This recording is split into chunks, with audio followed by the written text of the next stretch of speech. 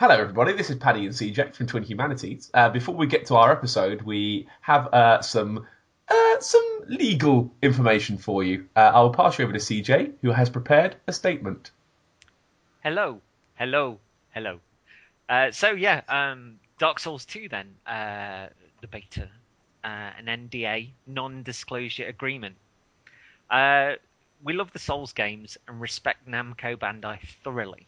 They said they didn't want details of the beta coming out, and that's their prerogative entirely. We respect that entirely. After entering into a frankly lovely dialogue between ourselves and Namco Bandai, we've come out the other side very, very happy and very excited. Hence, here's the full disclosure. Representatives of Namco Bandai are fully aware of this podcast being uploaded.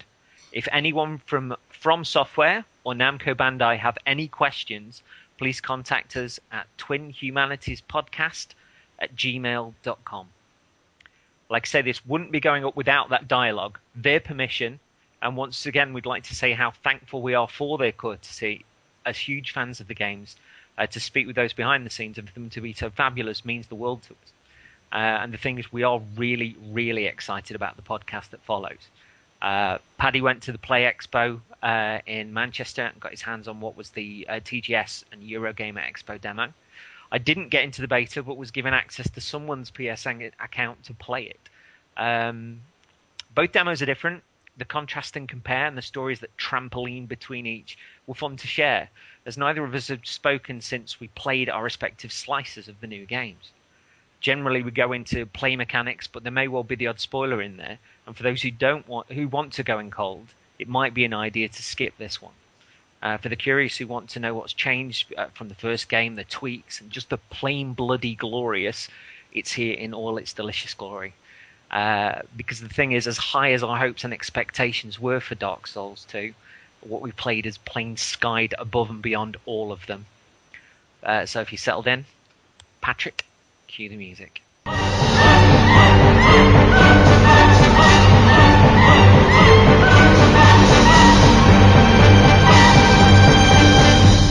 Hello again, everybody. You're listening to Twin Humanities, the Dark Souls podcast.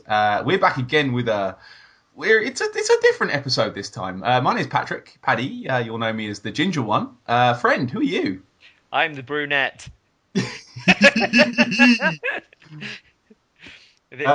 Lordran's Angels. Yes, his name is CJ, which he can't get to. And yeah, because we've played some Dark Souls 2, but we're not allowed to talk about it at the moment because of the NDAs and the non-disclosure agreement. So this episode might go up weeks from now. It could go up a long time from now. I don't know if the non-disclosure agreement is going to drop after the second beta's through, or if it's just plain going to stand until Dark Souls 2 comes out. So maybe we'll get clearance from Namco Bandai before the game comes out, and this will be there. Or I'll just go through the whole thing and just bleep 80% of it. Now that'd be kind of annoying. Kind of. Because the thing is as well. I wasn't accepted into the beta. True. Patrick. I was. Shush. Patrick was going up to Manchester to was it Replay? Play Expo, that was it. And you were playing essentially the EGX and the TGS demo. Mm-hmm. And whilst I wasn't accepted into the beta, a kind person, thank you, fan of Twin Humanities, actually gave me the keys to their PlayStation account and allowed me to play it, which is very selfless and very much appreciated. What a paragon of humanity! It is, and bless it. And I won't get them in trouble. No. But so we've essentially played two completely different demos. Yours I think was a level, and I had a level. Yeah. And mine was just set up for the purpose of the beta. Ooh. I don't think it's a level at all. I think it's just something a little testing ground so people can kind of monkey about. Okay, so I think what we'll do for structure is I'll tell you about mine, Yeah, because I think And you played it before me, and you got yeah, a T-shirt. You beast. by 2 hours. Do you know how I got the T-shirt? I don't know, but Dark Souls 2 T-shirts, you could get the T-shirt in two ways: by like winning the demo, which absolutely no fucker did, hmm or by proving that you'd pre-ordered it on Amazon. Never in my life have I needed 3G more in my life. I had to run outside, get 3G, get my Amazon page up, find the page, and then run back in and show the guy. And Do you realize? he handed it over reverentially. He actually made me wait a second and says, "Now I present to you the fabled, Fantastic. the rare." I was like, "Oh, Dark Do you, Soldier," and he gave it to me, and I kind of smelled it. do you realise if you hadn't got that new phone, you've died a I thousand know, right? deaths. Thanks, smartphones. Dear God. Yeah, I would never would have got it, and I would have actually cried because they were and they actually had as well on the stand. So you had 4 screens on each side, only 8 screens, which was we'll get to that later. But they had at the end of it a table with a big pile of t-shirts on it, so you can see the t-shirts, and they also had the statue from the collector's edition. Tell me about this statue, because Oh, is it good? it's so very, very good. It is literally 10 to 12 inches tall. It is big and it is well sculpted. And Really? I could see it from a distance as I was in the queue. I was like, oh my god. And as she kind of came to the front, I was like, oh my god, I'm getting closer. And I had to take a few pictures of it as well. Like, oh my god, it's so cool. I put this to you now, right? Are you tremendously excited about Dark Souls 2? Because obviously it's for me it's been sort of the shining light on my horizon for a while. But even before playing the beta, I was incredibly excited for it, and I can't even put into words how excited. I can't think of the last time that I was this excited about a game. Well, I was very excited. We got to Manchester, so we left our house in Portsmouth at 9. I say our house. We left my house at Portsmouth at 9. Drove up to Manchester, which took about 4.5 hours because we did stop for a burger. Got into the Expo, looked around. I saw Dark Souls 2. It said, right, I'll see you guys later. I went and got in the queue. Good lad. Absolutely proud of you. Yeah. And the entire time I was in the queue, my excitement level was at 10. Whole time. Could you see people playing it on screens ahead of you? Yeah. What it was, Yeah. so you had like a big kind of wall thing with Dark Souls 2 stuff on it, and then you had 4 screens on each side of it. And the queue kind of curled around the outside, and it didn't look like a long queue, but because the demo was a good 20-minute demo, they let you play for 20 minutes. There's only 8 screens, so it was taking a long time. I think I was in the queue maybe an hour and 15, hour and a half, possibly.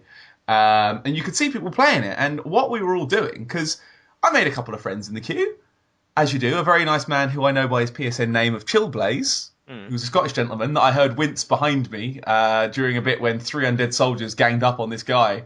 It's just he just went down, and I sort of turned around and everyone's wincing. I was like, that could only end in one way, couldn't it? Yeah, and we sort of got chatting, and I talked to him the whole way through the queue, and he had a friend with him as well who had never played Dark or Demon Souls.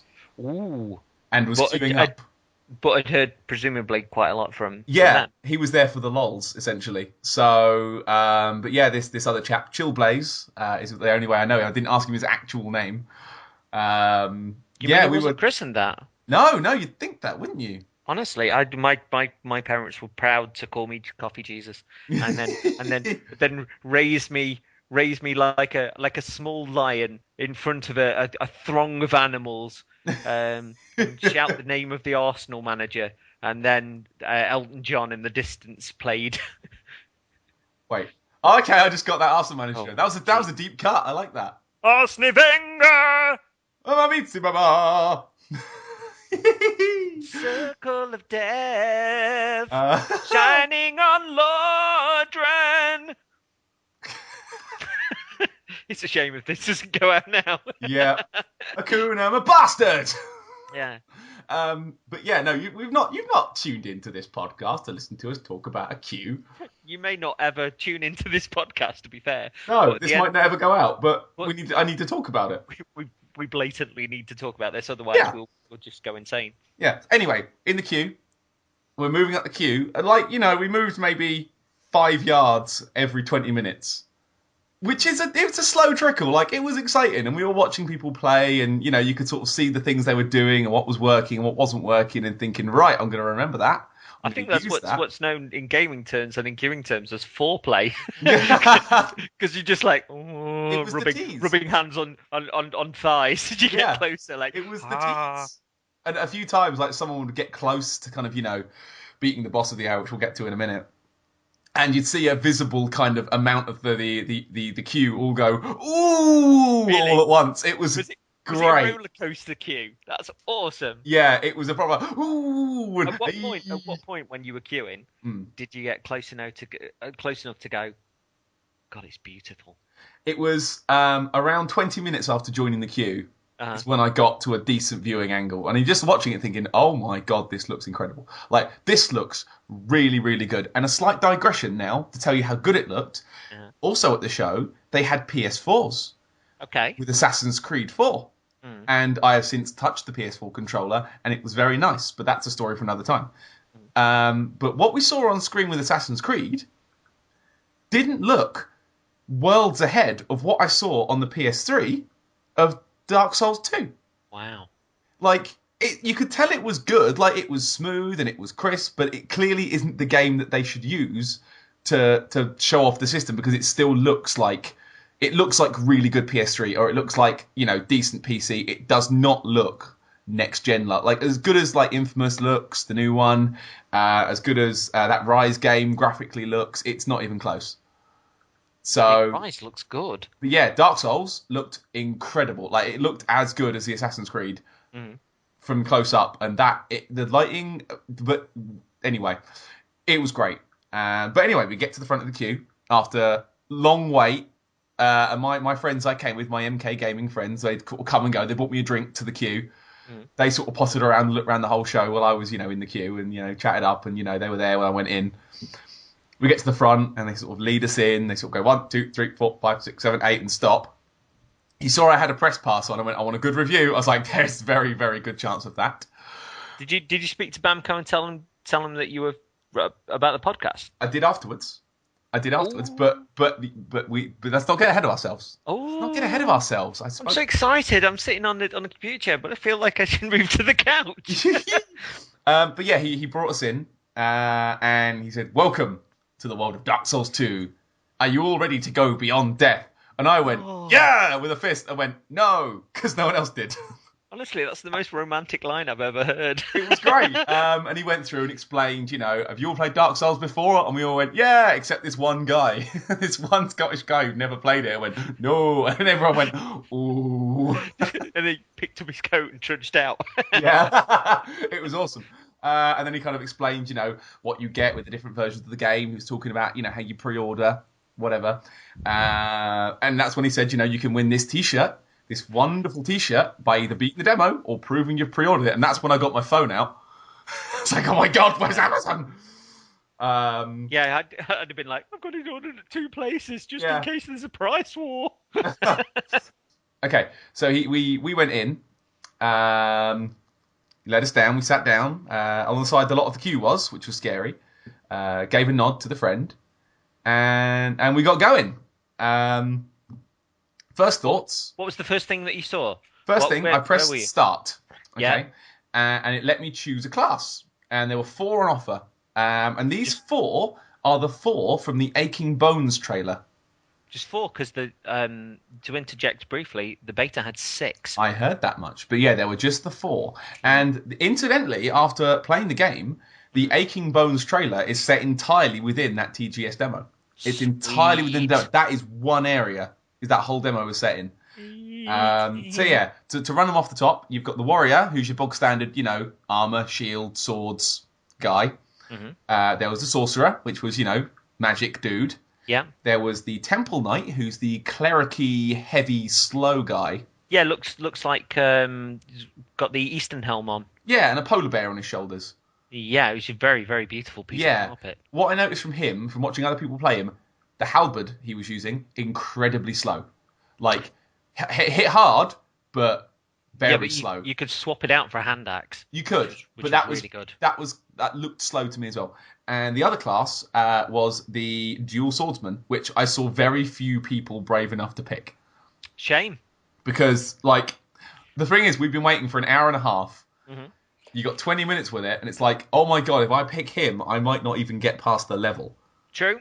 So it was. I went with warrior because I wanted to play it safe and go sword and board and know that I could get through it, which is Yeah, but that's the way most of us started the first game anyway. So yeah, big shield, tiny, decent arse sword, hide behind it and poke, which was fine. So I picked the warrior, which was the default, the standard first class. But yeah, I noticed a bit of variation around and people were picking different stuff. But mainly it was warrior and temple knight that were getting picked. Okay, so when it begins, first thing I noticed, just how pretty everything is and how good the lighting is. What was the first thing that you saw? The first thing you do, you spawn in a room that is, it has like tree branches everywhere. It looks a bit like a church that had been overrun a bit. It was a squarish room, but it looked like it had been overrun by nature. I know the stuff you mean, because it is completely different to the beta then. Yeah. And initially I wasn't sure where to go. I was like, there's no doors. Oh, there's a hole in the floor with a ladder. Okay. So hopped on the ladder, went down. First thing I noticed, as you slide down the ladder, you'll hop off at the bottom. Mm-hmm. So rather than go and get off the ladder, you'll kind of go until you're about 2 feet away, and then he just kind of leaps off at the bottom. And pressing pressing circle to slide down doesn't work. You have to pull down and press 0. Yes. That's what I did. I'd heard about that, so I did that.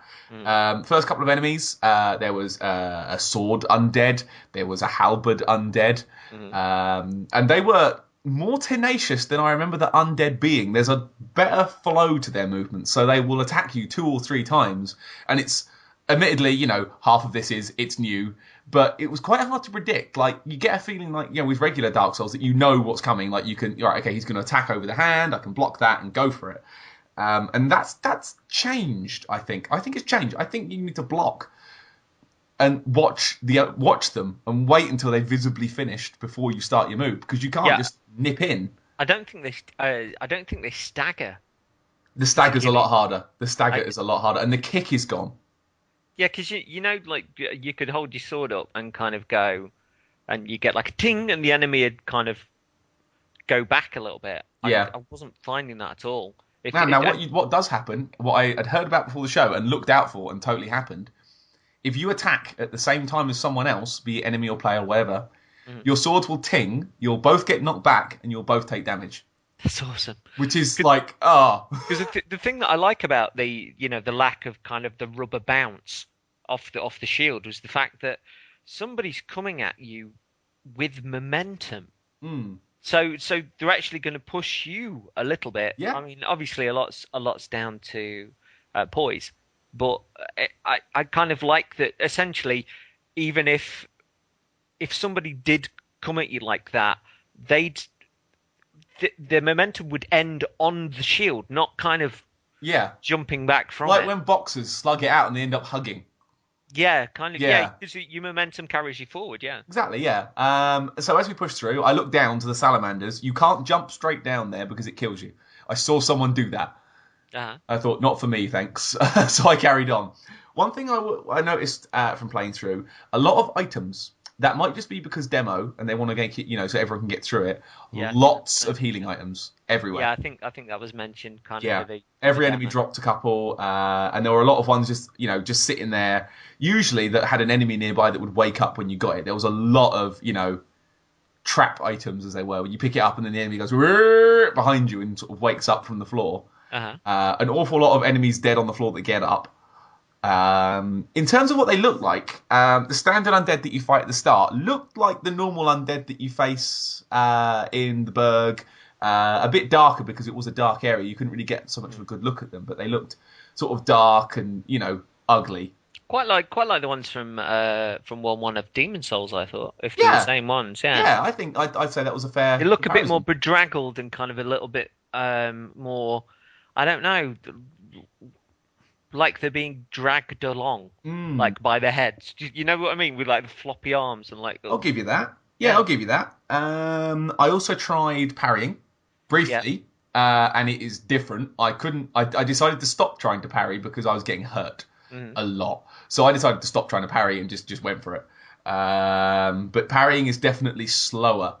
There seemed to be a delay on putting the button combo in, like hitting L1 or L2, I can't remember, L2, sorry, And between that and then getting the shield up to bang it away, there was a definite. You can't just go dong and just knock people away. Like you can't just frame counter clinch it like you can in fighting games. You had to predict it, and that was tough. That's kind of cool though, because you're judging when your swing of shield is going to hit their swing of sword, rather than just waiting for the hand to come into the right position and then just the instant. Because while it is still hard in Dark Souls, it does become a bit of an easy button once you've got the hang of the enemy. Yeah. You can just walk up and just bang, just parry them all day once you've got the hang of it. Where this seemed to be a lot more slow paced, and the relentlessness of the enemies seems to work with that as well. Like they just come at you. They wouldn't, sit there going, ugh. Like when the undead soldiers do their little, stab, stab, stab, stab, stab, and then sit there knackered out for 5 minutes. They seemed more willing to go at you. I noticed as well the roll. I know this is a known fact, but the roll doesn't offer you anywhere near as much invincibility as it used to. Yeah, I've noticed. Many times I rolled and I still got hurt when I thought I was rolling in. I'm obviously you're tuned into Dark Souls 1. You've been playing it for a while. You're used to it. And I was rolling and I thought perfect, great roll, and I'd still get hit. Like what? It's. They've really reduced the amount of effectiveness of the roll. Do you know what I liked from that? In Dark Souls, you roll out of the way, and the enemy would more or less kind of stand there and go, "Oh, where did you go?" Watch you do it. I've noticed in Dark Souls that in Dark Souls 2 that unless the enemy's committed, that if the enemy's running towards you and you jump back, the enemy will run faster towards you. Yeah. Because it will see an opening. And I was like, you sexy bastard. And not only jumping back, it's also a lot harder to fish for a backstab. Because I was thinking, I'm gonna backstab one, I'm gonna see what it looks like. They look at you, unless you can get them to commit to an attack and then get around behind them quickly, they will not give you an opening. Like, you can't just run straight past someone, spin around and go, whoop. You've really got to work for your backstab. I've noticed a lot in the demo as well, it's quite tight. A lot of the areas are very thin, tight corridors, forcing you to fight the enemies to get past. So you couldn't just roll past a lot of them; they would come after you.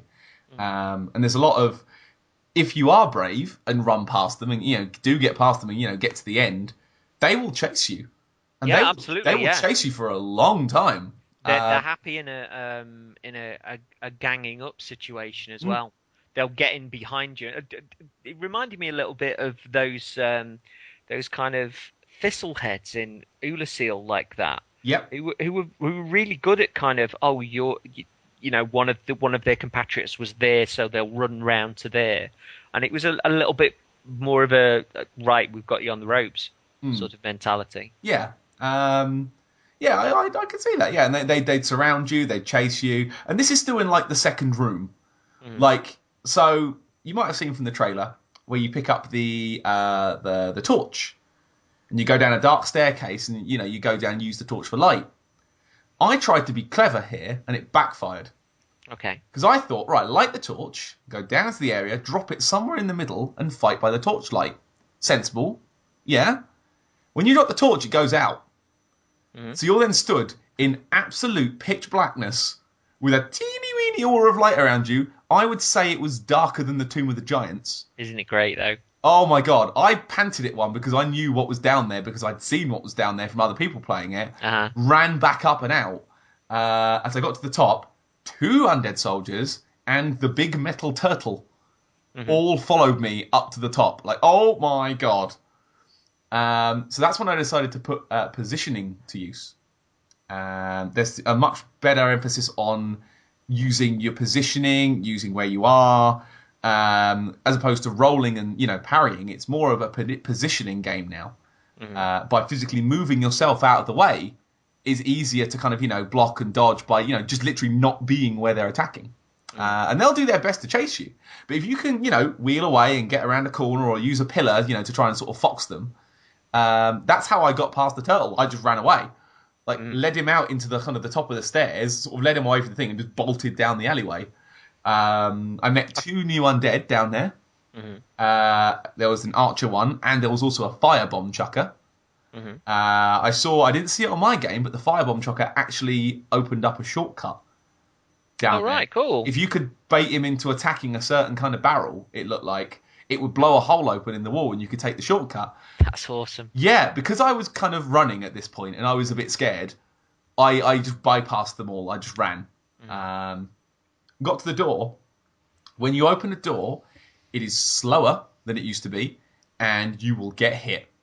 Yeah, I was shot up the ass twice. I like the fact that that in situations like that, it isn't as such. Oh, I can go through here, or oh, there's an item on the floor. That it's very soon you're cutting on like, what the fuck's going to attack me? Yeah, what's happening now? And there were a few of those kind of lol, I'm behind the door moments, but you were kind of ready for them in a way because like I tried to remember all the time what game I was playing. Yeah.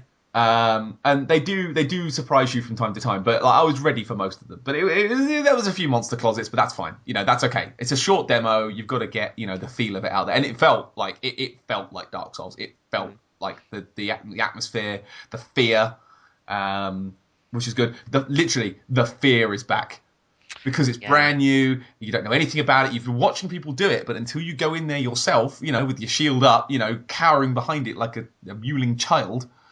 The fear is there again. But it's exciting. Isn't that great? It's electrifying. It's phenomenal. It took me back to the early days of Demons and Dark, but that feeling of being, and it's probably my favorite feeling in games, and I think it's really rare, especially in these days where games hold your hand and characters become like incredibly powerful. There's a feeling of feeling very minuscule and very pathetic in a world. Yeah. That's far bigger than you, and a world that without thinking will chew you up and spit you out. That's awesome. The changes they've made to the blocking and the parrying, if anything, enforce that. Yeah. Because you can't block as good. Like I don't obviously lol, I'm not good at the game, but I got hit a lot. And this was like, shield up, trying to roll, doing the normal tricks, and I got hit a lot, and it was worrying. I'm in awe of the fact that they've changed up as much as they have about the way that the game plays. Yeah, I applaud them for it. There's also so moving forwards, you kind of come outside a bit, and the world actually, I might as well touch on this while we're here. The world looks sort of fucked again. Like it's not pretty. Like how in Dark Souls the only place that looks any good is Anor Londo. Yeah. Like, the only place that's still in good nick is Anor Londo. Yeah. If this is 1,000 years in the past or wherever they're setting it, the world is still pretty boned. Like it is wrecked. There are trees overgrowing, buildings are smashed. There's dark corridors. Everything's in ill repair. The world is screwed. But that sense of design, man. It feels like a real place. Like you can see across distances and look down gaps and like, oh Christ, I'll fall down there. And oh no, there's an enemy that's woken up. Oh crap. I actually met a brand new sort of undead that I've never seen before outside. These ones were wearing like, the Spanish sort of conquistador helmets that have that kind of point at the front. Okay. On the rim, they kind of like sort of Francis Drake sort of style, where they kind of like two curves. Undead wearing those and looking like they were wearing very Spanish-looking outfits. I wonder if this ties into that galleon that we saw in some of the preview artwork that was taken down. That's the first thing that That's the first thing that I thought. I thought, oh my god, they could be Spanish pirates. But they could be pirates from Kareem, or wherever you would get pirates from in Lordran. They were pirate. They looked like Spanish conquistadors, and there was one with a pike, there was one with a bow, there was one with a sword. Like there was a good variation of them within that set, and they looked like they had different animations to the regular undead as well, which was great. Again, side doors, and there are a few little side rooms you could go. You could like skip the entire middle path and go through a building and go around the outside. And this is where one of the awesome. Did I say awesome? I meant horrifying things happened. You move forwards through the area. You can just see the bonfire, just a little bit ahead of you. You can see it, and then in spawn 3 guys in front of you, 2 undead soldiers and a turtle guy, but ringed with red phantom crap. Awesome juice. And they spawn in front of you, between you and the bonfire. Oh wow, I saw that's this. amazing. Yeah, I watched people have this happen, and it is like you think, oh, that's gonna suck, And they were running past it. And you could run past and get to the bonfire if you were quick, which I eventually did. But to see it happen in front of you, like, oh god, it's real. Oh god, it's real. Yeah, but I bet part of you wanted to cheer as much as you wanted to go like it's sort of like a and Yeah, and I was yes. trying to work out. Okay, so they've come in, right? But they're red. Does that mean that the enemies can invade you now? Like, what does that mean? Yeah, I was I'm trying to wondering. work it out, and I couldn't wrap my head around like the lore reason for having these phantoms pop in. I'm wondering if there's a covenant that perhaps spawns into those NPCs. The way of red, perhaps. Yeah, something along those lines, or Mm. if it is just some some black phantoms in the same way as Demon Souls had a lot of those, didn't it? Sort of NPC Mm. black phantoms. It would just show up like, hello. Oh, Yeah. Christ. Um, okay, so we got to the bonfire, which warps you to the next area, which I don't think will stay. Like, it didn't look like the end of the level. It is like, okay, sit here, and then it warped you to the next bit. Mm. It was only when I got to the next bit I actually noticed how well the fabric was flowing on on everything. Yeah. So you look up and there's kind of flags fluttering, and you look at your guy and you run around in a little circle, and his little tresses all flap nicely. Everything has a kind of a real physics to it, and it looks believable. Like you look at it and yeah, that's moving like it should do. Yeah. What else I noticed between the characters is a real difference in the weight of the character compared to like each other. So I saw over the entire time in the queue, I saw maybe one or two dual swordsmen. They looked so much faster than the night I was running. And the night I was running was I usually play a light armored character. I never usually go for fat roll, but the roll felt more like a light roll, but not as fast, and it didn't roll as far. The dual swordsman was nipping about all over the place. Like literally like just, whizzing around. Whereas the knight, the sort of standard knight guy, felt slower. He felt heavier. He felt like he had a sort of a much, pacier sort of feel. And it feels like they've hit that midpoint between Dark and Demon Souls of the speed. It seems to hit that perfect perfect sort of point of you do weigh a bit and you have momentum. And if you don't take your time, you can't just wallop R1 and just go nuts. You've got to really pace it out and block and stab and be ready for it. And I loved it. Yeah. Like, I had to think about it again. Like, oh my, I need to block now and wait and attack now. There's more to it than you think, but I'll add to that in a little while. Okay, so moving on from there, you get to the bit where you see a lot of this in the Aching Bones trailer, which is Aching Bones. Bum bum bum bum bum bum bum bum bum bum bum. Anyway, yeah. And it's the bit with the horse knight head guys. Big stone knights with horse heads that get up when you go near them. Ooh. Yeah. I tried to fight them one time. I was smushed into paste because Fantastic. they are clever. Yeah. Like, they will go around you and they will attack like 3-hit combos, and if a couple of them get on you, you might as well just reload. Do you think that they've really worked heavily on the AI? It's better. Oh, yeah. There's no question that it's better. I saw some people having some success by luring them into corridors and kind of, bottlenecking them, but like in open combat, not a fucking chance. Yeah, I saw a video recently where they were talking. It was those ninja-ish sort of guys that they were surrounding people and they tried to lure them into like a really tight corridor. So they were essentially one in front of the other. Yeah, and there was nothing they could do. So yeah, I tried to fight them one time and just went down. So I resorted to doing what everyone was doing, which was running around the outside of them. Which only gets complicated when you reach the end of that corridor and you've got a sorcerer. And the sorcerer, now I might be wrong because I didn't get a good look at it, because every time you looked over at someone fighting it, they'd be running past it, so you'd only get a quick look at it. It looked a bit Oolacile. Ooh, dirty. Like, you know how the black magic, the dark magic users in Oolacile have that kind of twisted, gross kind of head? Yeah. It looked like that. Fabulous. And I was like, oh my god. And like you get to the end, and the horse guys wake up as you run past. You can see them; their eyes light up, and they start getting up. Oh. Only the ones with heads wake up, which is interesting. Oh.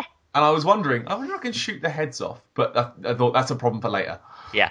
So you get to the end, you can whiz around the sorcerer, because they'll just throw out like either what looks like a soul arrow or a much slower moving kind of, not bomb, but like a big blobbing mass that comes towards you much slower. Yeah. And really hurts. But you can get around that without too much issue. And then you hit the fog gate behind it. Fog gates have changed. Fog gates are now, they take twice as long to go through.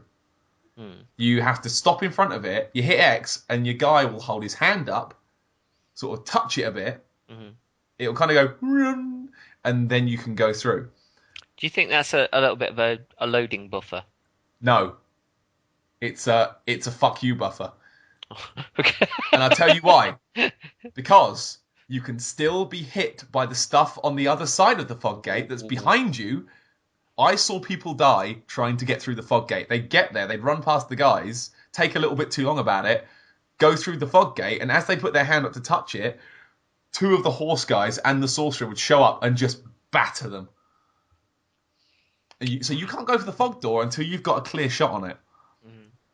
You could do it if you were quick and you ran around the sorcerer and just went straight for it. You could get through, but you'd see things swing behind you as you were going through it. Oh, that's nice. It was panicky every single time. It was scary. And then we get to the grand masterpiece, the great leveler, which is the Mirror Knight. Ooh. Oh my God, the Mirror Knight.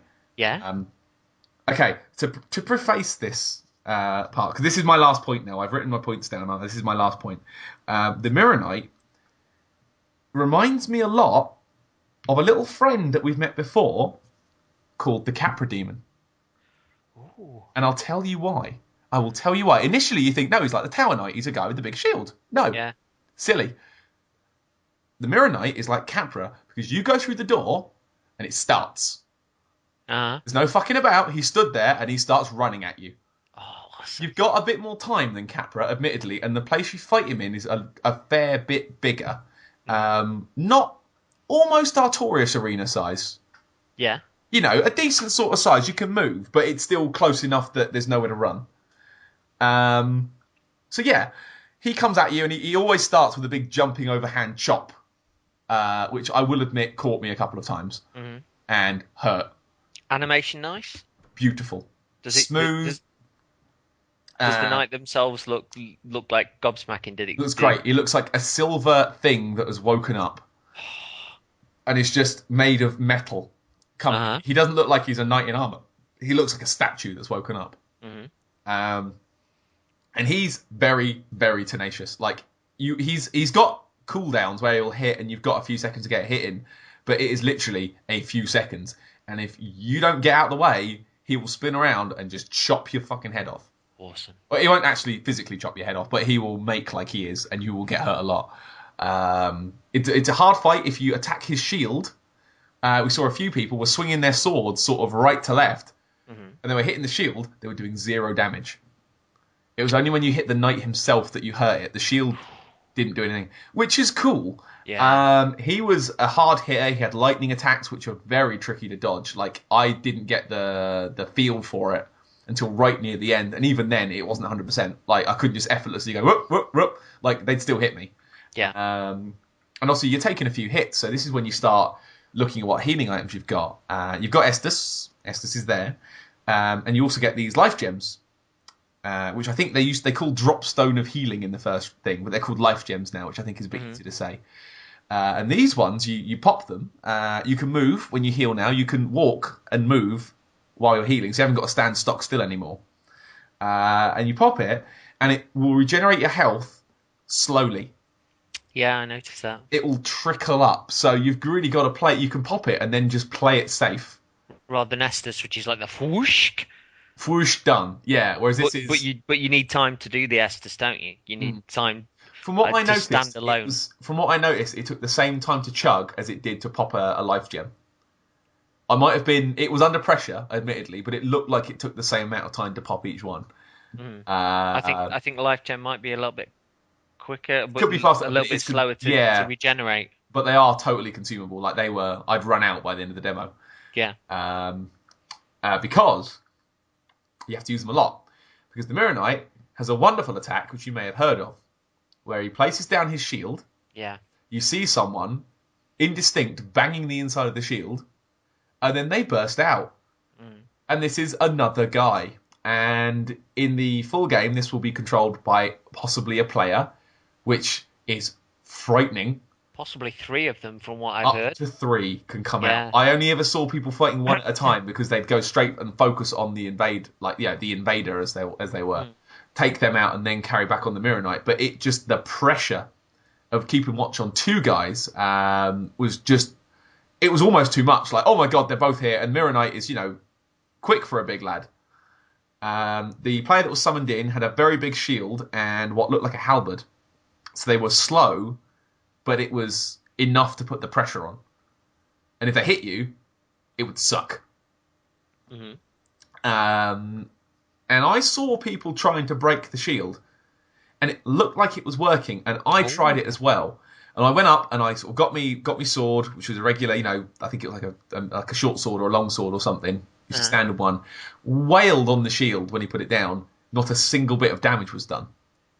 And I'd seen people doing damage to it, and I was thinking, what am I doing wrong here? I wonder if when somebody walks through, if that weakens the shield. Maybe. If they're coated in that kind of silver, as to whether that weakens the shield, and the more people that are there, the weaker the shield is. Possibly. But you're going to love this, because I think I worked out the trick to busting the shield on my last run, but I didn't have time to have another run at it because they were sort of tapping the table and telling us to move on at this point. Yeah. I worked out the trick, and it is so clever. Yeah. Okay, so you've got a sword and a shield. He's got a sword and a shield. He puts down his shield as his, main defense. If you're attacking with a sword and shield, you're not going to get very far. You have to two-hand it to do damage. Oh my lord! And I did That's this. Genius. That's a Metal Gear Solid type move. It is. It? Colonel, I'm having a problem with this shield. Try two-handing your weapon, Snake. Sure. Dear lord. Plug the controller in the other port. Oh, okay. That's so exciting. I know, and I figured this out, literally by accident, because I hit triangle because I was, panicking. I hit triangle, and I didn't realise I was two-handing for a while, I was blocking. I sort of went on it and thought, oh my god, this is starting to do damage. Oh, fuck me. But I wasn't quick enough, and the guy still burst out, and then I died. Did you, you went with Warrior, didn't you? I did go with Warrior. He's equipped with a shield, he's got a bow, a short sword, and a two-handed, a Zweihander. Oh, the Zwei. That's I went, it was a big fat Zwei as well. Oh, yeah. And I went with that for my shield bashing. I did it just as a trial. I thought, well, it can't be any worse. Super. I was like, oh my god, it's doing damage. Oh my god, it's doing damage. Oh my god. And then the game was over, and I was sort of this close to going straight back in the queue. I thought, I'm not going to get anything else done if I just stay here all day. But yeah, it was an amazing, amazing fight. And if that is controlled by players, that is going to be fearsome. Because I had this feeling, just to interject quickly about the beta, that I had no desire to. I know I'd only got 2 hours to play it. Sure. I had no idea of that even approached leaving the couch, and I can honestly see myself when the game comes out in March, not moving, and just literally as soon as I die, just going back straight into it, and just there's a phenomenal compulsion about it. Just is that one more go? One more go. Give me one more go. I think I've clocked it. One more go. But more than anything that I've known, it was just Jesus. So I got the tap on the shoulder, and I had to give up. Left out. I had a little chat with my Scottish friends that I met, and they were like, "Yeah, that was hard." Were you like some sort of defeated child, sort of being pulled aside by a school kid when you got that tap on the shoulder, and you were like, "What?" Oh, I was playing the thing. I just want to do one more go. Really? I just want a glass of water before bed. I'm sorry. Is there anything I can say? Yeah, I've got a press pass, please. Yeah. Yeah, I swapped PSN with him, PSN names with him at that point. I thought, oh yeah, we're gonna bro up later. Like, yep, here we are, ding. Which is cool. And then that's when I ran outside to get 3G so I could go get my T-shirt. Mm. Because there was no way I didn't see a single person beat the Mirror Knight. I saw people come close. I saw one guy get within a couple of hits and got wiped out, and that's one of the big ooh moments. And I did speak to the guy there. I said, "Has anyone beaten it?" He went, "No." I was like, "Fuck." And this was at like maybe 3 o'clock by the time I got on. I think they were giving the statue to people that beat the Mirror Knight. Just the T-shirt. It was Oh, the right, T-shirt. okay. They only had the one statue there. They had a pile of T-shirts. But the statue was good enough. For Well, I don't know. The statue might have been like a surprise present. Like, we said you were going to do a Yeah. T-shirt, but here's a statue instead. Like, it might have been, but like that no one statue did it. was just an incentive to buy the special edition, wasn't it? Because it Yeah. sounds like it's sort of underlined it for you. And I know a few people on my Twitter timeline were like, "Oh, I'm not paying that amount of money for a statue," and you're now going like, "It's an amazing statue." Do you know what? It was so good. I mean, I've pre-ordered on Amazon for like 65 quid or whatever it was. It's gone up since then as well. It's gone up to 90, isn't it? But Yeah. that is a good price. This statue, words cannot explain how beautiful it is and how much I need it in my life. It is gorgeous. So yeah, I came away from that a giddy, excitable mess, and it took me about half an hour to calm down. Did you say you spoke to someone at Bamco about the podcast as well? Yeah, I did. I popped over and I said, "Oh, how you doing? I got my T-shirt," which he passed over with gleeful, delaying reverence. So I present to you the very rare, the very fabled, very important, and I was like, "Oh my god, oh my god, oh my god!" Uh-huh. The Dark Souls 2 T-shirt, wear it with pride. And he sort of passed it over, kind of, like I sort of held my hands out like it was a fabled relic. And he passed it to me, and I sort of smelled it and felt, oh. I think I was getting a couple of funny looks from a couple of the other crowd members, but it's fine. I don't care. Yeah, but was that a degree of jealousy, or I think was it so. sort of Yeah, I think but yeah. I don't think it'd be like, "Oh, look, he's smelling a Dark Souls 2 t-shirt. What a perv, what a fool." Yeah, It'd be like, I felt a bit bad because to quote Game of Thrones, I paid the gold price for it. I didn't pay the iron price, uh-huh. but I still have it, so Yeah. I'll take it.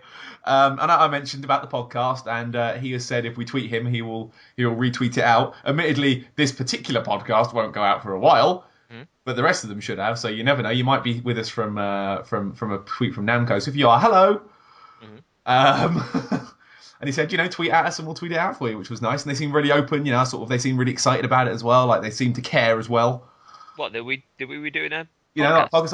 oh, cool, wicked, and they seem to, give a shit about Dark Souls as well, which was nice. They weren't just, mouthpieces. They were, he seemed to give a crap. Yeah. Which was great, and it was refreshing, to talk to someone that actually, cared about it. And then the rest of the show was completely shite after that. We just sort of wandering around like I don't know, like someone that lost their love at a theme park. Yeah, we went to the Nintendo stand. Yeah, we went to the Nintendo stand, played two Sonic the Hedgehog games and the new Super Mario Land, and I kept looking at the Dark Souls bit wistfully. Yeah, so it was superb. It was an amazing demo. If you want to know what's in the demo, just watch the Aching Bones trailer because that's a very, very accurate description of what will happen. Constant death. Yeah, I think. And the Mirror Knight is going to be. I am so excited to actually beat the Mirror Knight. I really want to fight him, just like now. I just want to bash my head against it until I do it. There is only one game coming out in there. There's only one game, and delays for distractions until it comes out. Like in March. Ugh. So yeah, that was how my weekend went. Mm-hmm. My question to you now: how was your weekend?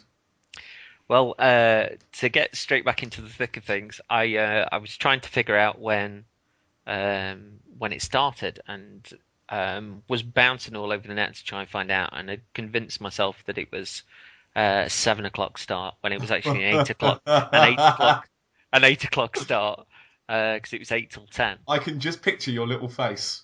I was like tweeting like, 31 minutes to go, and then someone pointed out to me that this, I was looking at the wrong bit. I was looking at the European times. It was just like a line of text that they put with like the times, and it wasn't.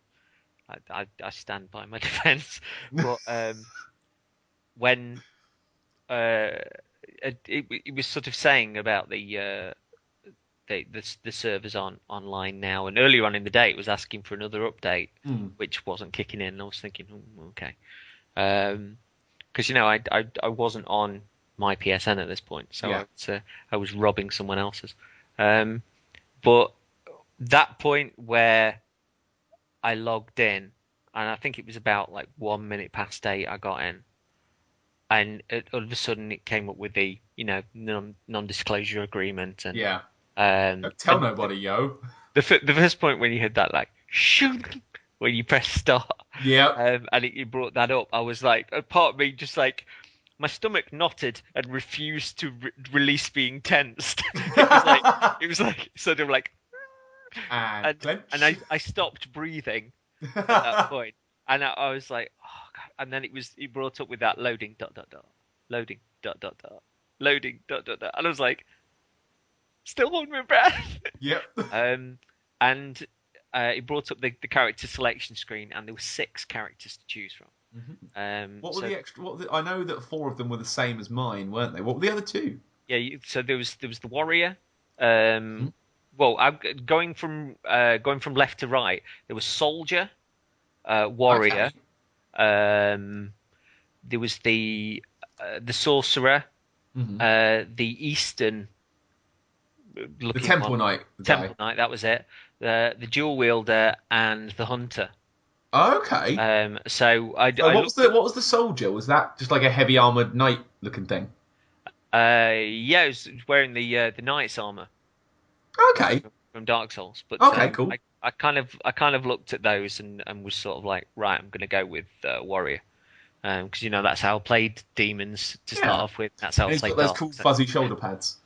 Yeah, and it just seemed sort of right. And when it went into the game, it went into an area called Hunter's Copse, and you were by a bonfire, and there was a merchant nearby, and I literally tonight I figured this out. There was the merchant there was a female merchant, and he spoke to her, and she actually spoke about lore, and she spoke about a character an area that we've not heard of. Okay. So clearly they're pushing on sort of far beyond sort of Lordran. But Epic Name Bro mentioned I think that there was something about the merchant which will seem familiar, and that we'll love it.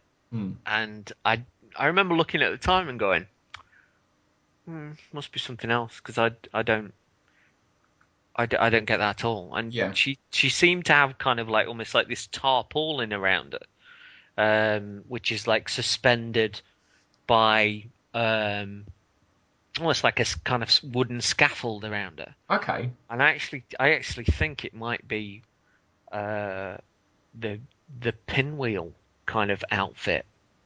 That thing that Pinwheel was wearing, like something similar to that, although you could kind of see her underneath it. So I was like, So I brought up. I kind of monkeyed about with my weapons a little bit. I saw the sword, and I saw the. Did I see the Spy at first? I don't know if I did. I just kind of wandered off, and there were tons of summon signs on the floor, absolutely tons of them. And I just thought, I'm not bringing anybody in. I want to walk really slowly, and I want to do this my way. I don't want to, God knows when we've been playing Dark Souls, it's we can jump into one another's games and jollying around. Stuff. And I didn't want anybody to show me where to go. I wanted to discover it, to forge the land yourself. Yeah, so I kind of wandered on, and I could hear kind of like a. And the interesting thing is that if you hit lock on, it doesn't lock on to anything. So if there was a kind of sort of greyish creature which was like by a tree, but if you hear the and you hit lock on, it doesn't lock on until you've hit them. That happened to me. One of Yeah. the early guys was laying on the floor. I tried to lock on and thought, oh, he's dead then. Turned around and he completely Yeah. wasn't dead. Yeah. And I really enjoyed the fact that there was 3 attack animations, which were good. And I was enjoying sort of the jumping around. I took at a later point, I sort of took all the armor off to see what it was like to run a little bit faster and to look at what the regular body looked like on the Yeah. character. But there was one sort of to the well, just you walk onwards from the bonfire and past this merchant, which is on the left-hand side, and to your right is instantly a fog gate, which you can't get through. Okay. Turning right, there was a kind of this greyish sort of creature on the floor, which, like I say, you have to hit and then take down. You walk up a little bit further, and there's another one on the left, which you take out, and then you walk into a tunnel, and one runs at you down this tunnel, literally runs down the tunnel and tries to attack you, and he's a bit more clued up than those other two. Those other two are kind of quite staggered and quite slow, whereas the one that's waiting for you, whereas the one that's waiting for you in the tunnel is coming for you, and is that his red ball?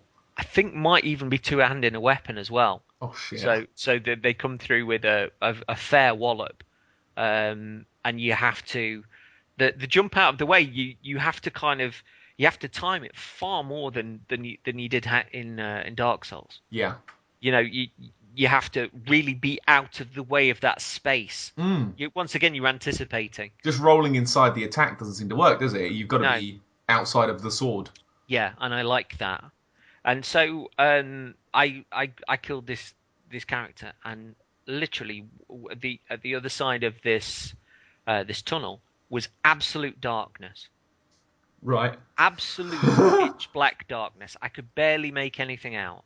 Tomb of the Giants darkness. No, beyond that. Yeah. And I was like, what am I not doing? So I ran back to the merchant and sort of I got a few souls by this point. I think you start with 5,000 souls. Okay. So I went back and I looked at what she was selling, and she was selling a ring. And the ring was to help with against light and darkness and things like that. And I was like, oh, okay. And I think there was... So I equipped that, and I went back down to the tunnel, and it didn't really do a lot more. And I eventually sort of ended up monkeying with my gamma a little bit on my on the settings to increase it, but it still didn't do that much. And I was like, oh my god, is this what you're going to do? Are you going to make us try and drop down in near darkness?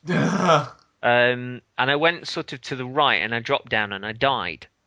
And I was like, okay, I'm missing a trick. So I headed out again, and I defeated those 3 characters and got through to that tunnel. And I was like, what can I see? And instead I went to the left, and I dropped down, and I landed. I dropped and dropped and dropped, and landed on a platform with probably 1/10 of health left. Ooh. So this is still darkness, and that I could hear is times 6. Oh. So I healed up. I sort of estused up and dropped down, and I was in a swamp. I could hear things coming through the swamp towards me. Couldn't see them. Do you know what I like? Swamps. Yeah, but the swamp didn't appear to be draining me particularly. But something cast magic on me, which started poison off. And it just went through me. I got surrounded. I got ganked by creatures I couldn't even see, and died. Oh. And so I was like, right, So I wandered around again, like sort of killed those creatures. Went back to the merchant, and saw an item, and it was called something like Witch's Cauldron, and it was an item in the description which said that you could throw it, and it would essentially be a magic bomb. Okay. You could throw it down, and it would tick down, and then explode with magic and release magic around an area. Grenades. Yeah, essentially. Ooh. And so I was like, right, I could afford 2, maybe 3 of them. So I went back to the area, did the drop again, could hear the things running at me, threw one of those down, it ignited. I sort of felt and 2 of them went. And so I was running and panicking. I could barely see anything in front of me. I had my shield up. I was waiting for something to hit me, then trying to do like an outside circle around and then try and attack. And literally was homing in on a health bar on theirs when I'd done damage to it, and trying to judge the different murmurs that were coming towards me. And when I'd hit something, really trying to move the hell out of the way. So I could readjust again and try and judge on these noises, and I got through it. I got through sort of those 5, and like my adrenaline was on fire. My admiration was like, you clever bastards, this is brilliant. And I went on through and did something else, and then sort of died at a later point. Came back and respawned at the bonfire, and there was on triangles toggle. Yeah. I was like, what? And then hit toggle, and it says light torch. So you can set the bonfire. Yeah, and you can light the torch at the bonfire. But as I progressed through from there, as I went through to that tunnel, rather than dropping down, I could actually see a path through to the side. But the thing was, that stuff that I'd done wrong, in inverted commas, was the best thing of the night. Yeah?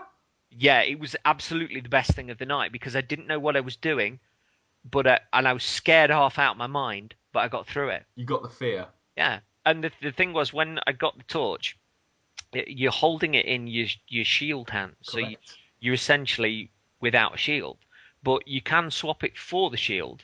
But if you swap it like a number of times, the torch goes out. When I swapped the shield out in the demo, it dropped it, like it was gone. No, it was still there in the beta that you could swap it back in, but I think after like a few sort of wafts in and out, it would die.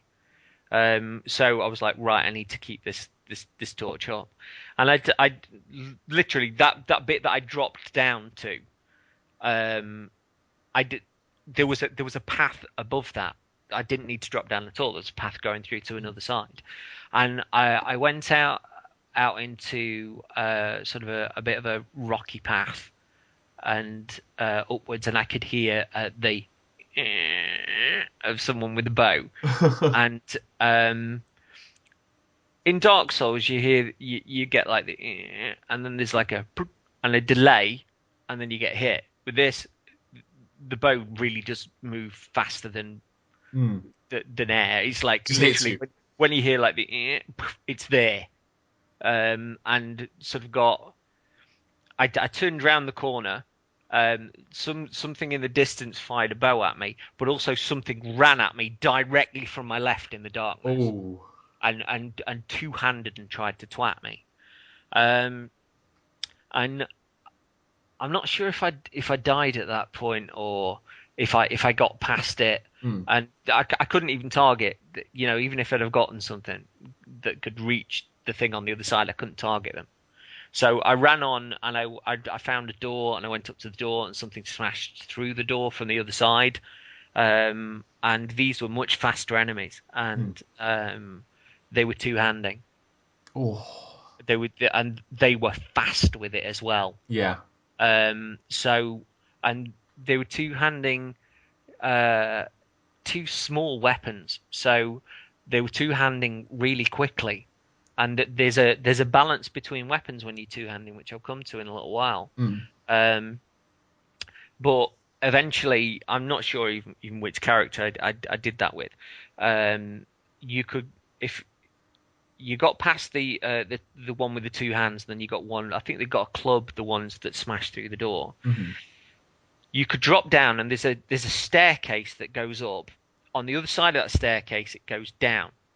And you've got like a big path where that two-hander sort of comes at you across the middle. So you can go left towards that door that I mentioned, or you can go right. And when you drop down, in the middle of the floor, there's a massive hole.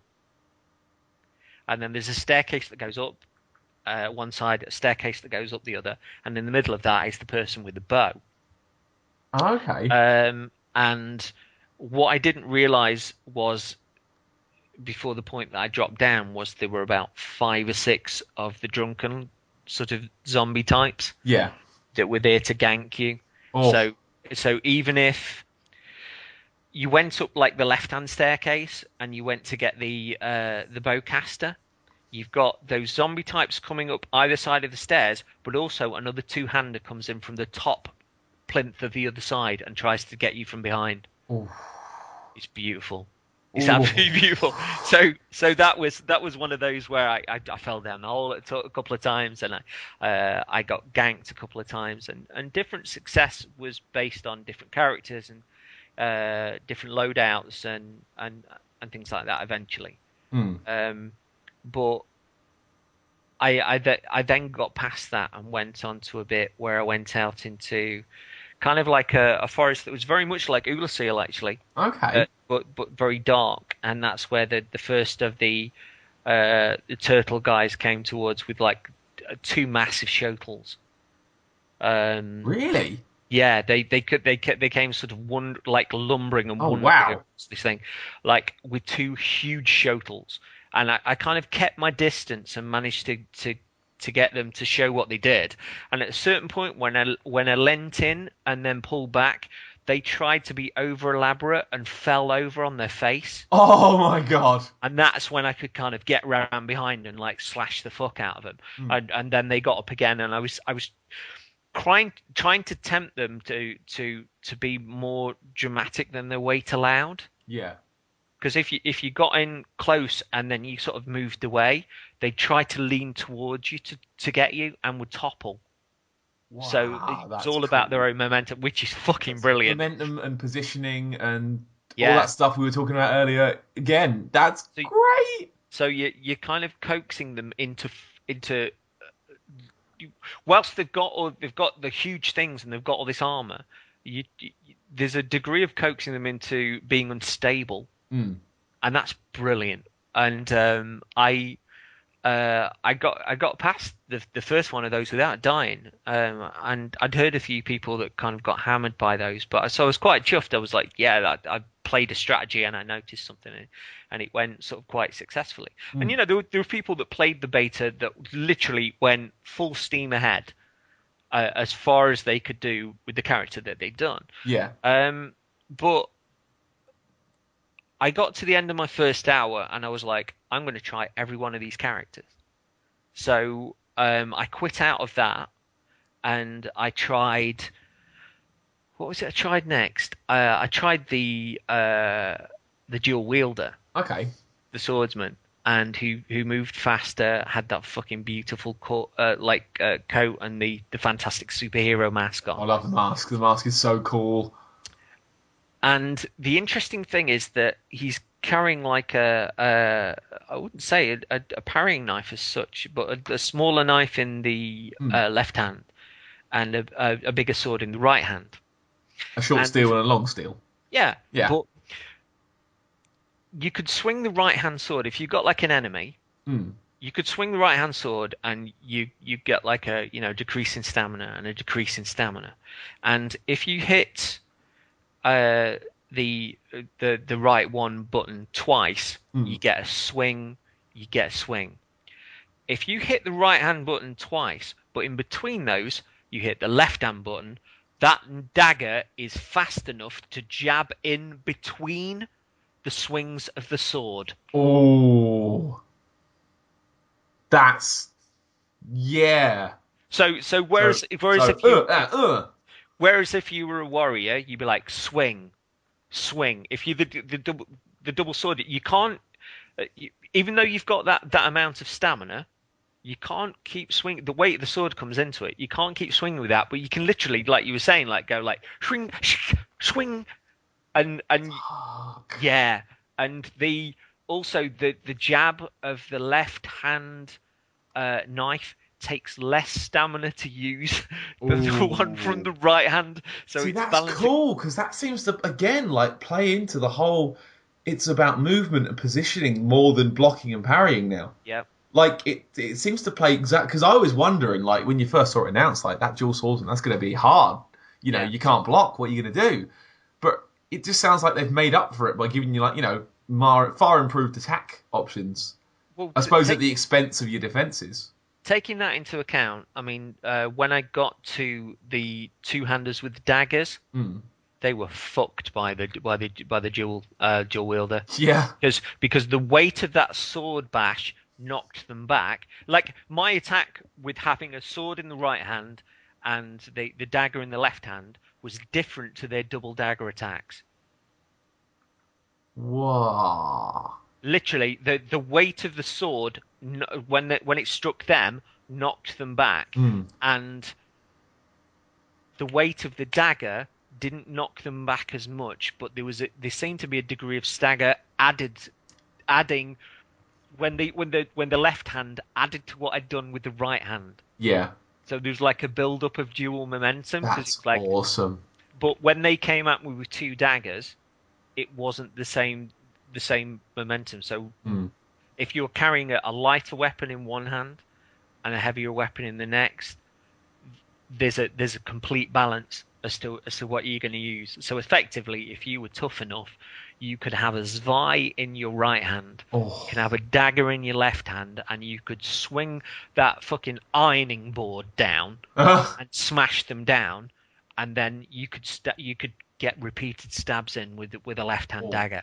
I think that's going to be more popular than holding a shield.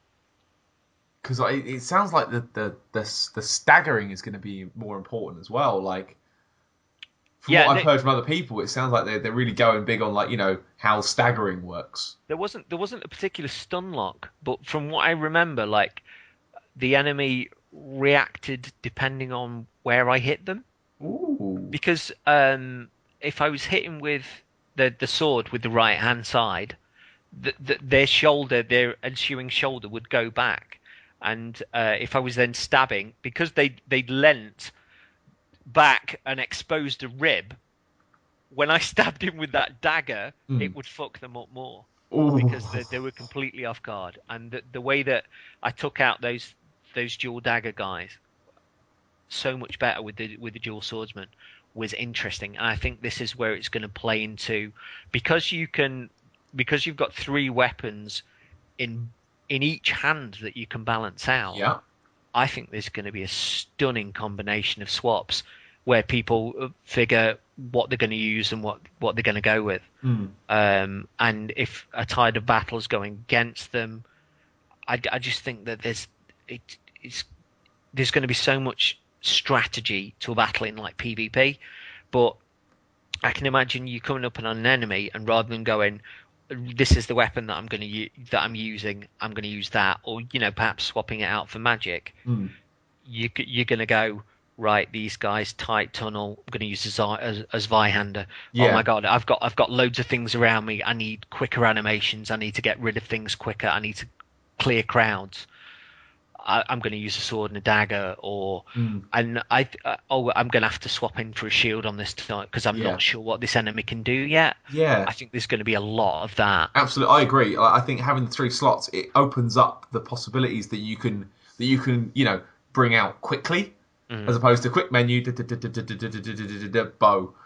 Yeah, because at the minute, 2 slots in each hand is good. 3 slots in each hand is better. Yeah.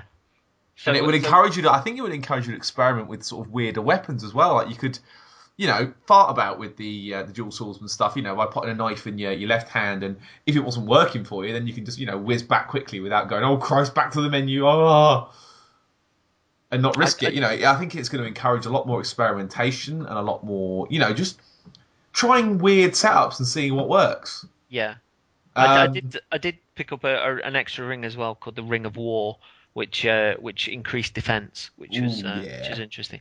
But I then switched out to the Temple Knight, and only had sort of a quick run with this one, but loved the look of the character. The cloak was beautiful, and really ornate. But there was a catalyst that you could switch out to, which cast a spell called, I think so. There were regular like healing spells and things like that, but there was one which was called something like War. And I'm not sure exactly what it did, but I think it might increase your attacks. Yeah. It might kind of buff every sword attack that you use thereafter.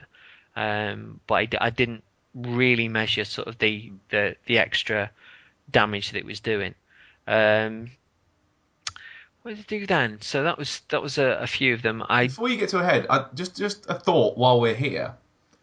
So you say it's called War, Mhm. right?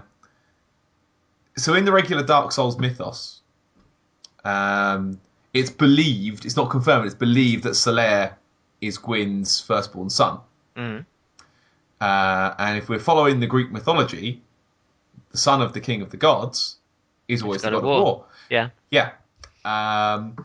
I saw in the Aching Bones trailer, there's a moment when the Temple Knight uses like what looks like a cluster of lightning spears, or like an electric boom attack sort of thing. Well, his things with the catalyst, which were the catalyst, it has to be said, was much more Demon Souls as well in the way that it looked. But yeah, I mean that uses faith, which is what the lightning uses, what Solaire So uses. I'm wondering, are we seeing a world where Solaire is still a god, and people are worshipping him, and they're getting their power from him? Maybe. Oh, I wonder if we're going to see the fall of Solaire within the. Oh, Jesus! See, I'm wondering. I'm slightly panicking for seeing older characters because you know they're not going to die per se. I'm wondering if we're going to see the death of his sister, and Solaire get the blame for it, because remember all the statues he's been removed. He's gone. Yeah. Apart from one at Sunlight Altar, which is just smashed up. Which is you've got Sunlight Altar near that bonfire with the statue of the woman holding the child. Oh yeah. But that's the only one where the child hasn't been destroyed. And then you've got Sunlight Altar, which has the Sunlight Altar outside, where Solaire is, which has been sort of smushed, absolutely hammered. But yeah, I tried. I think it was the hunter after that, and he was a female character. She's wearing Faris's hat. I saw. Yeah. So hype. I tried out the bow. The bow seems more or less the same as kind of the small bow from Demons and Dark. Quite quick. I know it's been mentioned that a bow build is viable, much more viable this time. It was all right. I enjoyed the speed of the character, and they got a decent sword as well. But yeah, I enjoyed that run. The interesting one, which is something that I'd not seen mentioned sort of elsewhere really, was the soldier, because I knew that there was that the character was holding the spear, but spears have changed. Okay. That if you're using a spear and an enemy is closer to you, it will be more difficult to do damage to the enemy because you've got less momentum with the thrust. That's brilliant. So you've got to get a decent amount of distance between, so you've got that reach stab, and if the enemy's close to you, you're going to do less damage. Just sort of bonking them with the end of it. Wow. Yeah. That's awesome. But this is the really interesting thing, which I was like, really, that's amazing. And even if it's just a case for the beta that they've done it. When I was looking at the footage of the Japanese beta, I was looking at the soldier and going, that run animation's a bit funny. And I started controlling the character, and I kind of went, hold on a minute. And I took off the helm, and it's a woman. Huh. They've set up the soldier as a female character, and the great thing was, it wasn't like flowing locks or anything like that. It actually looked like the hair was like a little bit greasy, and it'd been sort of pulled back behind an ear.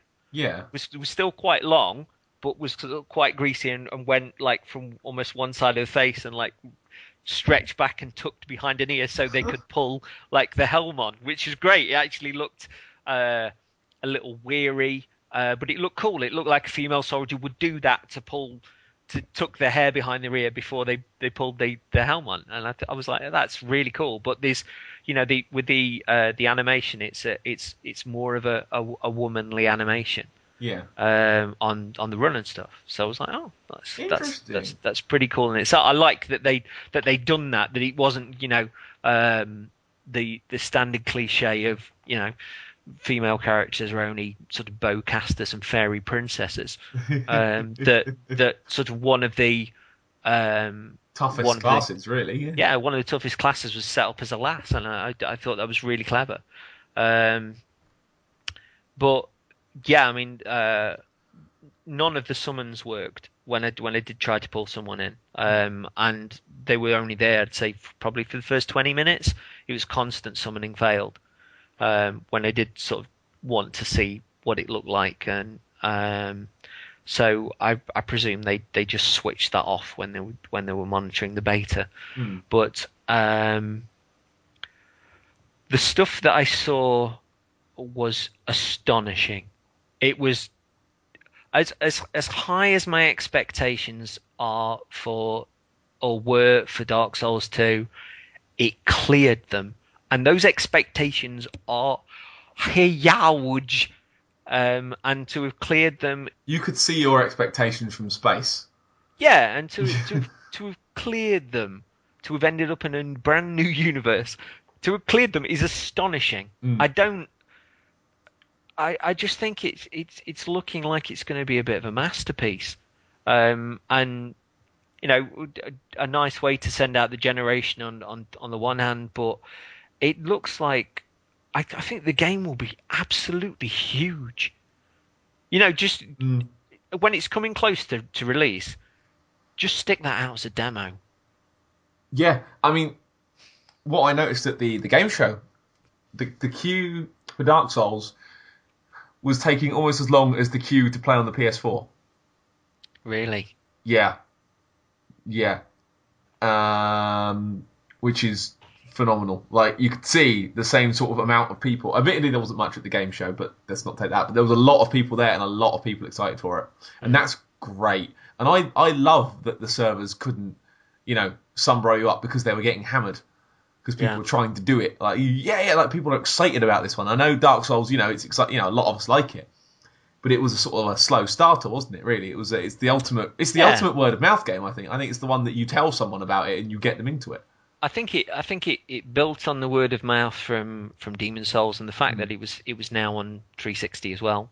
Yeah. I think that there's word of mouth, but I think there's a lot to be said for when a game hits a certain price point. Yeah. Because a lot of people will see it either at secondhand or in a Steam sale or an Amazon or wherever it might be and go, oh, I've heard loads about that. Yeah, I'll give it a go. Or, you saw a lot of websites, journalists on websites when there was a slow time for new release games that were going, right, let's give Dark Souls a go. Or, we'll get back to Dark Souls. And so that's built up momentum as well. And if anything, Dark Souls momentum has increased steadily as it's gone along, and the Dark Souls 2 momentum has added to that, with the splash that was made at the VGAs, and then I think Namco Bandai are promoting it flawlessly. Yeah, they know what they've got now, don't they?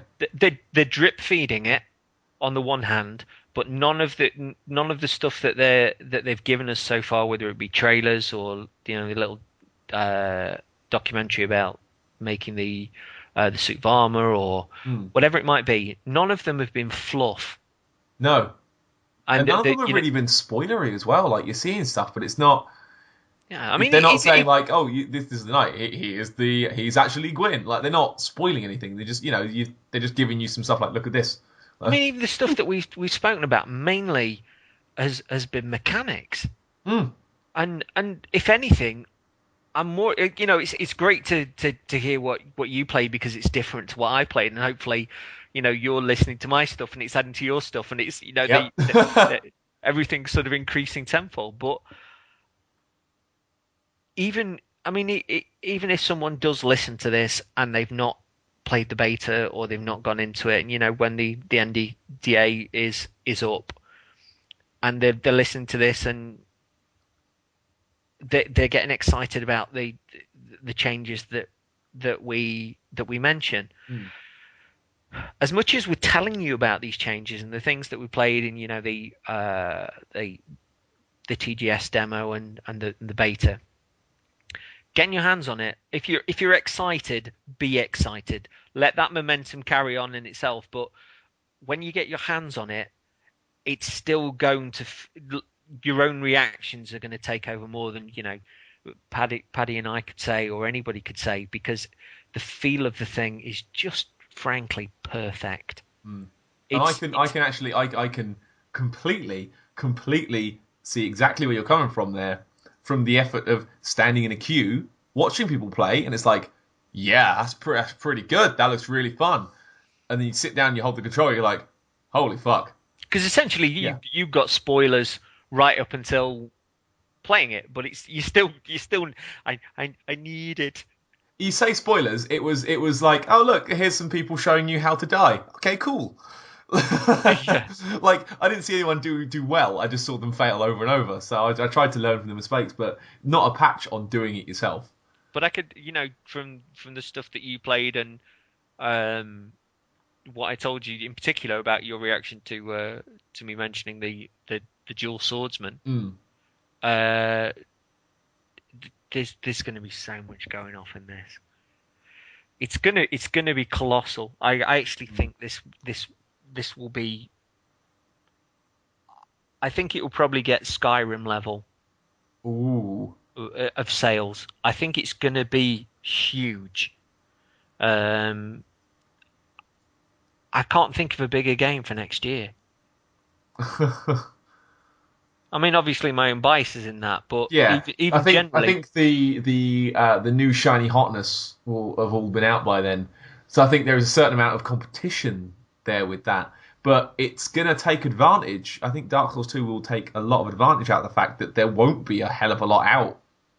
And they'll position the PS4 and Xbox One versions Halloween time or else in the run up to Christmas. People will buy the game because they have to have it. I think that's the reason that there's a slight delay on the PC release, because people will have to have it. Yep. When it's released, so it's and maybe trade in for the PC version when it comes out. People will have to have the 360 and the PS3 version. It's smart marketing again, but if you're then, it's like we were saying in the chat with James, and I might have said this on Bonfireside Chat as well, that if the game's lead platform has been PC, and it's not difficult to then take that architecture to the PS4 and to the Xbox One, then they're set up to have those ports ready whenever they want. But you focus on your primary market first. And I think it's a win-win situation, because they can optimize those ports. And they can take time with it as well. They can get it out there and then go, right, let's do something cool. And who's to say at that later point that they won't pull a situation like the Prepare to Die edition? Yeah, just about to say that. Yeah, PS4 and Xbox One versions are going to have a new area. Then that'll be released as DLC like 2 months later for PS3, 360, and PC. And you probably get people going like, right, I'm going to buy a PS4 now, or that'll be the point where people will just go. Wait, fuck it, do you mean people? Do you mean people, or do you mean you? I mean both. but you can see that if you break it down just from a marketing perspective, all of that is superb. All of that is flawless, because you're essentially getting people to do what you want them to do, what they can't resist doing immediately, and what they're happy to do. Yeah, of course, absolutely. Yeah. So you're not bending them over like certain companies we could mention, but it's like, yep, that's cool, yep, okay, that's cool, I'll have that. But I think after this is going to be the challenge for From and Namco Bandai, because I think that whilst Demons was a little bit of a secret, and Dark to an extent was, a little bit of a slow burner, but it was word of mouth. This is going to be a big launch for them. Once you're standing on that plinth, you're there to be shot at, and you've got to you've got to keep innovating. And I think something was mentioned about Call of Duty years ago was that, the reason that it did as well as it did initially, and it set up a franchise, was because it did something a little bit different, and it caught fire with people's imaginations. And those games have kind of trodden water, sort of thereafter. Yeah, I'd agree. I think the fact that Dark Souls is different to Demon Souls, and Dark Souls 2 appears to be innovating and doing something different from Dark Souls. I think that they've then set their own standards for having to keep innovating, and hopefully not just churning things out year after year. But I think we both agree they've got a huge hit on their hands. It's gonna be amazing. Frankly, why can't it be March now? Because there's like 5 months to go, or 4 months, or 3 months, depending on when we're allowed to put this podcast out. There's some months to go. When those servers went down. I mean, I played it for fucking 2 hours. I can't imagine what you were like with your little crack crystal of 20 minutes. 20 minutes of I was lying with hookers, drinking whiskey and snorting cocaine of Dark Souls for 2 hours. I ran up, did a couple of shots of Dark Souls, and had to leave. Yeah. But the thing is, I wanted to take my time and go through it and like look at all the world. But I thought if I do that, I might not even reach the Mirror Knight. So I've got to just go for it. I want to look at the world. I want to look at the things. I want to open up item descriptions. I want to look at the armor and see if I can see things that look at memorable patterns on things. But I thought I can't fuck about like this because I've got to get going. We had different experiences as well with the amount of time that we could put into the game as well, which is kind of nice within the dichotomy between the two experiences, because different demos in themselves, but I could trudge slowly, and I could examine, and I could try out different classes, whereas you were like, right, let's press on, let's see what I can do. Let's go, see how much pie I can cram in sort of 20 minutes. But your stuff had me kind of chewing on my knuckles, and hopefully the stuff that I mentioned similarly wrapped you up. And it made me happy because it just sounds like something I need to have in my hands right now. I think, but that was my thought after the demo finished. I was like, March. When is it March? March is not now. I just can't wait. And we've got in 2 weeks' time we've got the next round of the beta, which I think everybody's in. True. Or 2 weeks ago, depending on when this podcast goes out. Yeah. I mean, I love knowing when this is going out. It's great.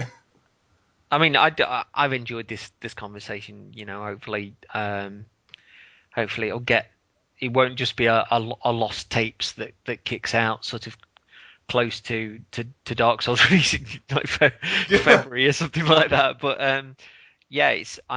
I'm stupendously excited. As excited as I was for the game, I'm more excited now. I'm more excited from hearing your shares from up in Manchester, and those mechanics, the balance, we still haven't gotten into lore and all the stuff that's not even close. No, we've just had an experience of two areas which probably won't exist in the final game. Yeah.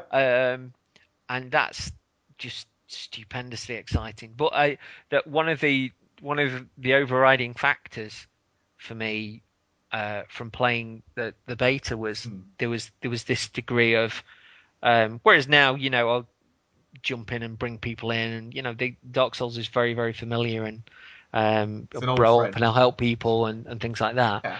There was this real degree of everyone can fuck off. Yeah. This is mine, and I didn't want to bring anybody in that would run down a corridor or show me the way, and that bit where I did things wrongly in inverted commas was the best thing of the night, because I was unsure and I didn't know what to do, and I took a risk, and that risk ended up paying off, and I think it led me into a different area that I didn't get into from going up the regular way. Yeah.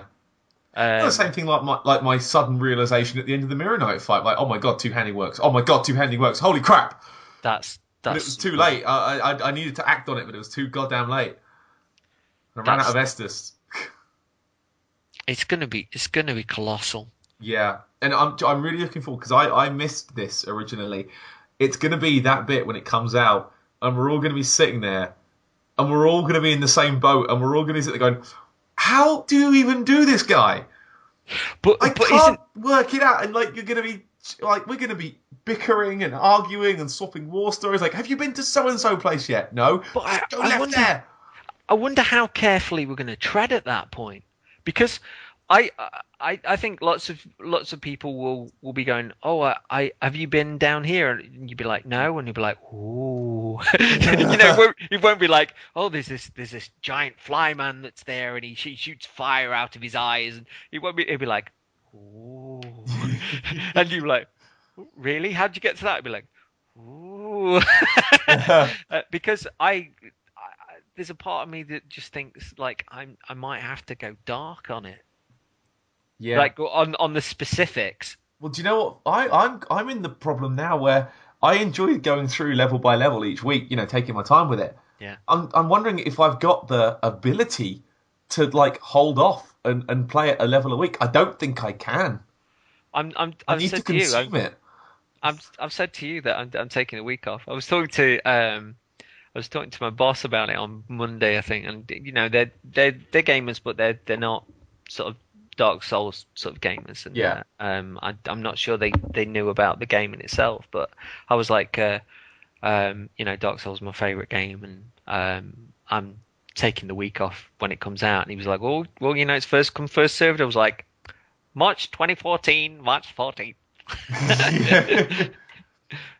So yeah, and I will kill anybody else that tries to take that off. It's going to be a great week.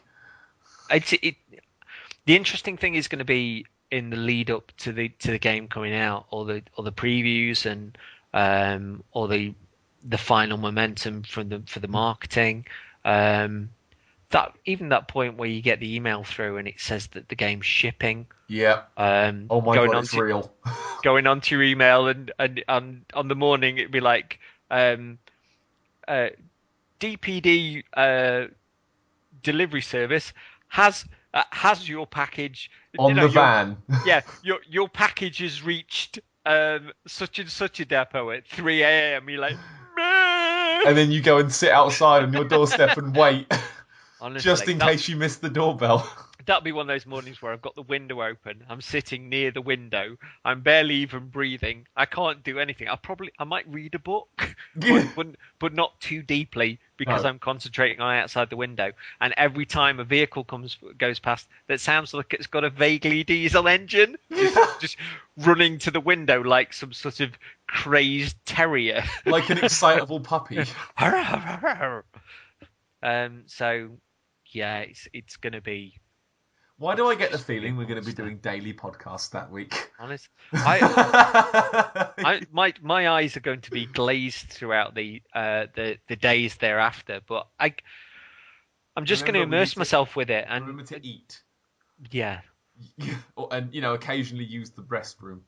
Yeah, that might be. It's like, you've been to so and so place. It's awesome. It's so well crafted. It's like you can smell the feces. Or it'd be like, yeah. There'd be that thing where it's.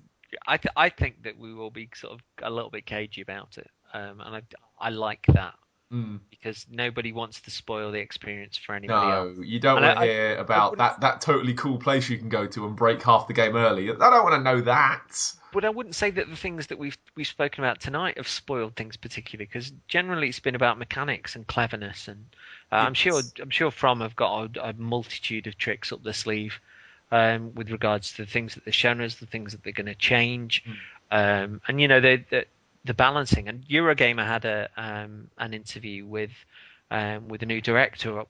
And he said that there's still things that they're looking at and they're not quite sure how they're going to implement them, which is interesting because it's not he's not sort of I know exactly how to do this. Oh, we're doing this. It's like, yeah, we're still fine tuning, which is exciting because they've still got quite a few months to make sure they've got it right.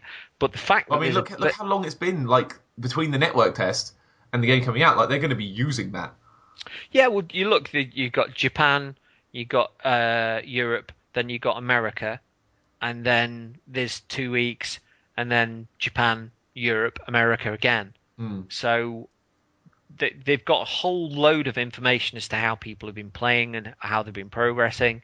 They can analyze that, make any tweaks that they think they might want to change dramatically. Yeah. Or leave in there, or just to see how things work differently, just to push people into different corners and see how they react. Yeah. Then they go into their fine tuning over November, December, January, and at that point the game goes gold and they start sending it out for review. But I can't wait. I'm just gobsmacked by it. I I wonder, do you think it's possible to freeze oneself until March? Cryo. Yeah. Yeah. Well, I overshot by 1,000 years. Crap. Then you wake up and it's like the original ending for no, not the original ending. The ending for Army of Darkness. You wake up and the world's ended. You're like, where's my Dark Souls 2? Yeah. Like Buck Rogers. Oh man, we've got jetpacks. Have we got any Dark Souls 2? No, that was all lost in the Great Fire. I can't believe how excited I am. It's nerve-wracking and it's wonderful, and God damn it, I really hope you people can listen to this soon, because we need to talk about it some more. Oh God. Even if we can't release this until like yonks down the line, it's nice it's to have it out. A chronicle of excitement. Yeah, it's nice to have it out my system because I've needed to talk about it since I did it. It's been self-contained, but the stuff that we've mentioned from two very different experiences has sort of combined into like an even more excited whole, which is the awesomes, yo. Well, I think we should draw to a close there, because we've been rambling on for a very long time. Yeah, it's nearly an hour and a half, which is about right. Yeah. I'd just like to thank everyone for listening. Maybe if you listened, if we published this. If we didn't, then sod you. Thank you for Namco Bandai if you let us use it. Not, oh well. And if you do let us use it, thank you, Namco Bandai. Cool guys at Play Expo. You guys were awesome. Really cool guys. It was awesome to speak to you.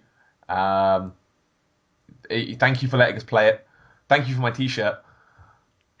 Thank you for my fleece pajamas and my slipper socks and my duvet and my lamp for switching off, and for sitting there literally under the duvet like an excited child. I was like, it's Christmas!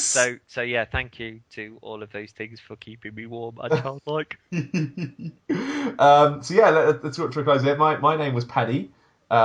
His name was CJ. It still is. Still is. You. Brilliant. You've been listening to Twin Humanities, the Dark Souls podcast. Yes. Thank you for listening again. And we'll see you next time or the previous time. I don't know.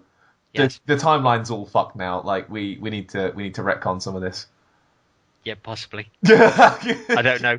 Words aren't existing in my mouth anymore. My head's just like, there's poise. Thank you for listening, and we'll see you again next time. Cheerio, bye. Bye.